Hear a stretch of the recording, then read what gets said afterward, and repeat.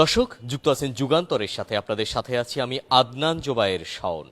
আমি এখন আছি ঢাকা ১৩ আসনের এবং মোহাম্মদপুর হাজারীবাগের একটি অংশসহ আদাবর সহ যে আসনটি সেটি হচ্ছে ঢাকা ১৩ আসন এবং তীব্র প্রতিদ্বন্দ্বিতা এই ১৩ আসন আমরা দেখতে পাচ্ছি। আমরা এই মুহূর্তে আছি একটি কেন্দ্রের সামনে এবং আমরা দেখছি এই মুহূর্তে কঠোর নিরাপত্তা বলয়ের মধ্যে ঢাকা ১৩ আসনের বিভিন্ন কেন্দ্র আমরা দেখেছিলাম সেনাবাহিনী, পুলিশ সহ আইনশৃঙ্খলা বাহিনীর সদস্যরা ঢাকা ১৩ আসনের কেন্দ্রগুলো কঠোর নিরাপত্তা বলয়ের মধ্যে রেখেছেন এবং সড়কের পরিস্থিতি যদি বলি, বাইক নিষিদ্ধ আছে, বাইক সহ বেশ কিছু যানবাহন নিষিদ্ধ আছে এবং কিছু কিছু মানুষকে আমরা দেখেছিলাম আইন নিষেধ অমান্য করে তারা সড়কে বাইক নিয়ে নেমেছেন এবং সেনাবাহিনীর সদস্যদের পাশাপাশি আইনশৃঙ্খলা বাহিনীর সদস্যরা সেই বাইকগুলোকে আটক করছেন এবং জিজ্ঞাসাবাদ করতে আমরা দেখেছি। আমরা এই মুহূর্তে একটি কেন্দ্রের সামনে আছি এবং এই কেন্দ্রে আমরা দেখতে পাচ্ছি সেনাবাহিনী এবং পুলিশ সহ আইনশৃঙ্খলা বাহিনীর সদস্যদের কঠোর নিরাপত্তা বলয় আমরা দেখতে পাচ্ছি। দর্শক আপনারা জানেন মোহাম্মদপুর এলাকাটি একটি অপরাধপ্রবণ এলাকা হিসেবে বিবেচিত হয়, ঠিক সেই কারণেই আইনশৃঙ্খলা বাহিনীর তৎপরতা আমরা দেখছি বিভিন্ন সড়কগুলোতে। আইনশৃঙ্খলা বাহিনীর সদস্যরা যাদেরকে সন্দেহভাজন যারা আছেন তাদেরকে তল্লাশি করছেন, তল্লাশির পাশাপাশি বাইকের বিষয়ে যে নিষেধাজ্ঞা আছে সেই নিষেধাজ্ঞা অমান্য করে যারা সড়কে বাইক নিয়ে বের হয়েছেন তাদেরকে আমরা জিজ্ঞাসাবাদ করতেও দেখেছিলাম। এই মুহূর্তে আমি যেই কেন্দ্রটি আছে এটি বছিলা পুরাতন সরকারি প্রাথমিক বিদ্যালয় কেন্দ্র এবং এই কেন্দ্রটিতে আমরা দেখছি আইনশৃঙ্খলা বাহিনীর সদস্যদের উপস্থিতি আমরা দেখতে পাচ্ছি। সেনাবাহিনীর সদস্যদের পাশাপাশি পুলিশ সদস্যরা এখানে আছেন এবং সড়কে আমরা বেশ নিরাপত্তা দেখতে পেয়েছিলাম। নিরাপত্তা আপনার সেনাবাহিনী, পুলিশ সহ আইনশৃঙ্খলা বাহিনীর অন্যান্য সদস্যরা সড়কে বিভিন্ন চেকপোস্ট স্থাপন করে তারা যাদেরকে সন্দেহ করছেন, যেসব যানবাহনগুলোকে সন্দেহ করছেন সেই যানবাহনগুলো এবং ব্যক্তিকে তারা তল্লাশি করছেন। এই মুহূর্তে আপনারা দেখছেন বছিলা পুরাতন সরকারি প্রাথমিক বিদ্যালয় কেন্দ্রটি আমরা এখানে দেখছি সেনাবাহিনী এবং পুলিশ সদস্যদের উপস্থিতি দেখতে পাচ্ছি। পুরো কেন্দ্রটি ঘিরে আমরা নিরাপত্তা বলয় এই মুহূর্তে দেখতে পাচ্ছি।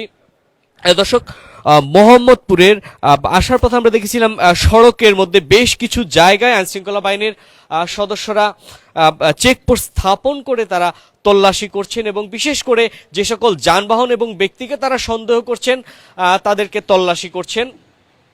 এই ক্ষেত্রে যারা নিষেধ অমান্য করে সড়কে বাইক নিয়ে বের হয়েছিলেন তাদেরকেও তল্লাশির আওতায় আসতে দেখেছিলাম। আমরা এখন এখানে দেখতে পাচ্ছি যে কেন্দ্রের আশপাশে যারা অবস্থান করছেন তাদেরকে আইনশৃঙ্খলা বাহিনীর সদস্যরা সরিয়ে দিচ্ছেন যাতে করে কেন্দ্রের আশপাশ এলাকায় নির্দিষ্ট দূরত্ব যেন নিরাপত্তা বলয়ের মধ্যে থাকে সেটি নিশ্চিত করতে আমরা দেখছি আইনশৃঙ্খলা বাহিনীর সদস্যরা যাদের অনাকাঙ্ক্ষিত উপস্থিতি যাদের আছে, যাদেরকে বিশেষ করে যাদেরকে সন্দেহ করা হচ্ছে তাদেরকে সরিয়ে দেওয়া হচ্ছে। আমরা এখন এখানে কথা বলবো আইনশৃঙ্খলা কাজে নিয়োজিত এখানে যে পুলিশ কর্মকর্তা উপস্থিত আছেন, আমরা তার সাথে কথা বলবো। ঠিক আপনাকে স্বাগতম যুগান্তরে।